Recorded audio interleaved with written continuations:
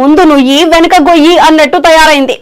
AP TDP president గా 3 నెలల కిందట పల్లా శ్రీనివాస్ నియమితులయ్యారు. ఇప్పుడైనా విశాఖ ఉక్కు ఉద్యమంతో ఉక్కిరిబిక్కిరవుతున్నారు. విశాఖ స్టీల్ ప్లాంట్ గాజువాక నియోజకవర్గం పరిధిలోనే ఉంది. దాంతో పల్లా మీద ఒత్తిడి పెరుగుతోంది. విశాఖ స్టీల్ ప్లాంట్ ని కాపాడాల్సిన బాధ్యత టీడీపీ కూటమిదే అని కార్మికులు అంటున్నారు. ఎన్నికల ముందు టీడీపీ జనసేన అధ్యక్షులు ఇచ్చిన హామీలను నిలబెట్టుకోవాలని వారు డిమాండ్ చేస్తున్నారు. ఇలాంటి పరిస్థితుల్లో కేంద్రం నిర్ణయం ఎలా ఉంటుందో, పల్లా ఫ్యూచర్ ఏంటో అన్న చర్చ మొదలైంది. పల్లా శ్రీనివాస్ ప్రస్తుతం ఆంధ్రప్రదేశ్ రాష్ట్ర టీడీపీ అధ్యక్షులు. గాజువాక ఎమ్మెల్యే కూడా. 2009లో ప్రజారాజ్యం పార్టీతో రాజకీయాల్లోకి వచ్చిన పల్లా శ్రీనివాస్ అప్పట్లో ఆ పార్టీ తరపున విశాఖ ఎంపీ అభ్యర్థిగా పోటీ చేసి కాంగ్రెస్ అభ్యర్థి పురంధేశ్వరి చేతిలో ఓటమి పాలయ్యారు. తర్వాత టీడీపీలో చేరి 2014 ఎన్నికల్లో గాజువాక ఎమ్మెల్యేగా గెలిచి తొలిసారి అసెంబ్లీలో అడుగుపెట్టారు. 2019లో టీడీపీ నుంచి పల్లా శ్రీనివాస్ బరిలో ఉంటే జనసేన నుంచి పవన్ కళ్యాణ్, వైసీపీ నుండి తిప్పల నాగిరెడ్డి పోటీ పడ్డారు. ఆ ఎన్నికల్లో ఓట్ల చీలిక కలిసి వచ్చి వైసీపీని విజయం వరించింది.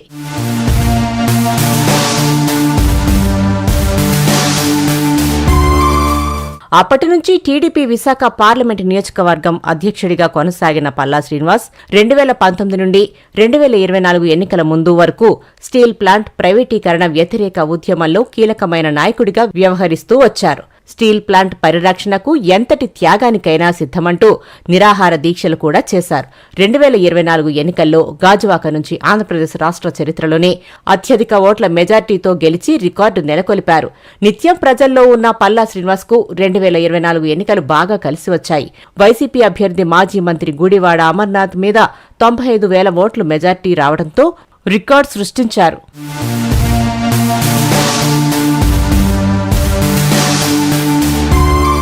పవన్ కళ్యాణ్ ఓడిపోయిన చోట కూటమి అభ్యర్థిగా గెలిచి రాష్ట్రంలో అత్యధిక ఓట్లు వచ్చిన ఎమ్మెల్యేగా పేరు వచ్చిన మంత్రి పదవి మాత్రం వరించలేదు. ఆ క్రమంలో బీసీ ఈక్వేషన్తో టీడీపీ ఆయనకు టీడీపీ అధ్యక్ష బాధ్యతలు కట్టబెట్టింది. ఇంతవరకు బాగానే ఉన్న 2009 నుండి 2024 వరకు గెలుపోటములను చూస్తున్న పల్లా శ్రీనివాస్ కు ఇప్పుడు స్టీల్ ప్లాంట్ రూపంలో పదవీ గండం పొంచి ఉంది. 2019 నుండి 2024 మధ్య జరిగిన స్టీల్ ప్లాంట్ ప్రైవేటీకరణ వ్యతిరేక ఉద్యమంలో ఆయన కీలక నేతగా వ్యవహరించారు.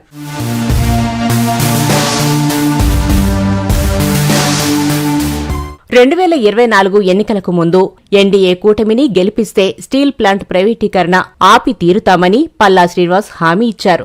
రాష్ట్రంలోనూ కేంద్రంలోనూ కూటమి అధికారంలోకి వస్తుంది కాబట్టి స్టీల్ ప్లాంట్ ప్రైవేటీకరణ కాకుండా చూస్తామని గాజువాక ఎమ్మెల్యే అభ్యర్థి పల్లా శ్రీనివాస్తో పాటు టీడీపీ జాతీయ అధ్యక్షుడు చంద్రబాబు, జనసేన అధ్యక్షుడు పవన్ కళ్యాణ్ సైతం ప్రచారంలో హామీలు గుప్పించారు. ఎన్నికలు జరిగి కేంద్రంలో, రాష్ట్రాల్లో ఎన్డీఏ కూటమి అధికారంలోకి వచ్చింది.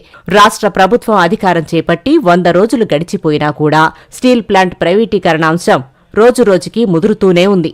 స్టీల్ ప్లాంట్ ప్రైవేటీకరణ జరగదని స్వయానా కేంద్ర ఉక్కు శాఖ మంత్రి కుమారస్వామి ప్రకటన చేసి వెళ్లిన తర్వాత కూడా స్టీల్ ప్లాంట్లో అనేక విభాగాలను ప్రైవేటీకరణ చేయడానికి స్టీల్ ప్లాంట్ యాజమాన్యం ముందుకు వెళుతూనే ఉంది. స్టీల్ ప్లాంట్ను సెయిల్లో విలీనం చేయాలని కార్మికులు డిమాండ్ చేస్తున్నా కేంద్రం దానిమీద స్పష్టత ఇవ్వడం లేదు.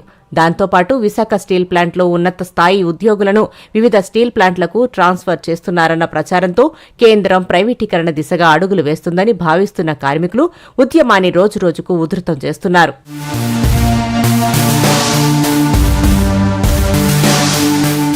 పది రోజుల క్రితం స్టీల్ ప్లాంట్ కార్మికులు చేస్తున్న ఆందోళన శిబిరానికి వెళ్లిన టీడీపీ రాష్ట్ర అధ్యక్షుడు Gajuwaka MLA Palla Srinivasarao Visakha steel plant ప్రైవేటీకరణ జరగదని, ప్రైవేటీకరణ జరిగితే పదవులకు రాజీనామా చేస్తారని ప్రకటించారు. ఈ ప్రకటనే ఇప్పుడు పల్లా శ్రీనివాస్ మెడకు చుట్టుకుని పదవికి గండం తెచ్చేలా కనిపిస్తోంది. స్టీల్ ప్లాంట్లో నెల రోజులుగా రోజు ఏదో ఒక ఉద్యమం కొనసాగుతూనే ఉంది. కేంద్ర మంత్రి కుమారస్వామితో పాటు కేంద్ర సహాయక మంత్రి శ్రీనివాస్ వర్మ సైతం స్టీల్ ప్లాంట్లో సమీక్షలు నిర్వహించి స్టీల్ ప్లాంట్ ప్రైవేటీకరణ జరగదని ప్రకటించారు.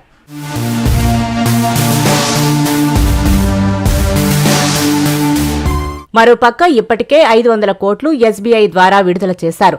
ఇంకో 2,500 కోట్లు సర్దుబాటు చేస్తామని హామీ కూడా ఇచ్చారు. అయినా ఉక్కు యాజమాన్యం చేస్తున్న అన్ని ప్రకటనలు, తీసుకుంటున్న నిర్ణయాలు స్టీల్ ప్లాంట్ కార్మికులు, ఉద్యోగుల్లో నమ్మకాన్నివ్వడం లేదు. స్టీల్ ప్లాంట్ అభివృద్ధి కోసం 500 కోట్లు ప్రకటించినా 2 రోజుల తర్వాత 4,200 మంది కాంట్రాక్టర్లు కార్మికుల పాసులను రెన్యువల్ చేయకుండా యాజమాన్యం నిర్ణయం తీసుకుంది. కాంట్రాక్టు కార్మికులు వరుసగా వారం రోజులు ఆందోళన చేయడం, 2 రోజులు ఈడీ వర్క్స్ కార్యాలయాన్ని ముట్టడించి అధికారులను నిర్బంధించడంతో దిగివచ్చిన యాజమాన్యం కాంట్రాక్టు కార్మికుల పాసులను రెన్యువల్కు అంగీకరించింది. కూటమి ప్రభుత్వం కేంద్రంలో, రాష్ట్రంలో అధికారం చేపట్టిన రోజు నుండి స్టీల్ ప్లాంట్లో ఉద్యమం రోజురోజుకు ఉధృతమవుతోంది. స్టీల్ ప్లాంట్ ఉద్యోగులు, కార్మికులు, నిర్వాసితులతో పాటు విశాఖ నగరంలోని మేధావులు, రచయితలు, సాహితీవేత్తలు, ప్రజా సంఘాలు స్టీల్ ప్లాంట్ ప్రైవేటీకరణ కాకుండా అడ్డుకుని తీరుతామని ఉద్యమాలు చేపడుతున్నాయి. కేంద్రంలో బీజేపీ ప్రభుత్వం మనుగడ సాగిస్తుందంటే కేవలం టీడీపీ ఎంపీల వల్లనే అని స్టీల్ ప్లాంట్ కార్మిక సంఘాలు గుర్తు చేస్తున్నాయి. విశాఖ స్టీల్ ప్లాంట్ని ప్రైవేట్ గండం నుంచి తప్పించే అవకాశం, బాధ్యత రెండూ టీడీపీ మీదనే ఉన్నాయని చెబుతున్నాయి.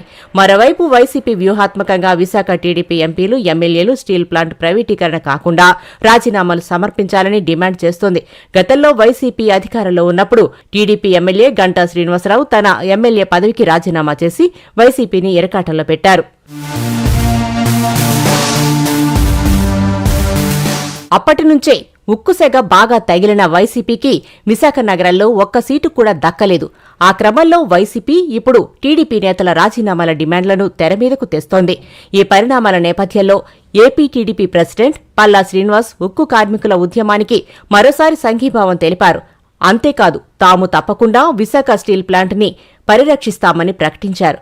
ఒకవేళ అలా చేయని పక్షంలో తన పదవులకు రాజీనామా చేసి ఉక్కు ఉద్యమకారులతో పాటు టెంట్లో కూర్చుని దీక్ష చేస్తాను అని స్పష్టం చేశారు.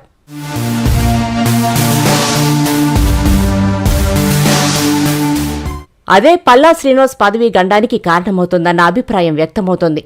కేంద్రంలో బీజేపీ ఒక పాలసీగా తీసుకుని ప్రభుత్వ రంగ సంస్థలను ప్రైవేటు పరం చేస్తోంది. కేంద్ర ప్రభుత్వ ఆధీనంలో ఉన్న సంస్థల విషయంలో తమ మాటే నెగ్గుతుంది తప్ప రాష్ట్రాలకు సంబంధమేంటని అన్నట్లు వ్యవహరిస్తోంది. ఇప్పటికే స్టీల్ ప్లాంట్కి ముడి సరుకు ఇవ్వకుండా ఇబ్బంది పెడుతోంది.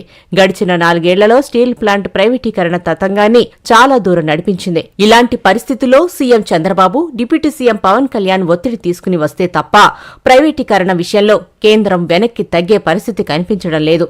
అది కనుక జరగకపోతే విశాఖ ఉక్కు ఉద్యమం పల్లా పదవికి ఎసరు పెట్టడం ఖాయంగా కనిపిస్తుంది.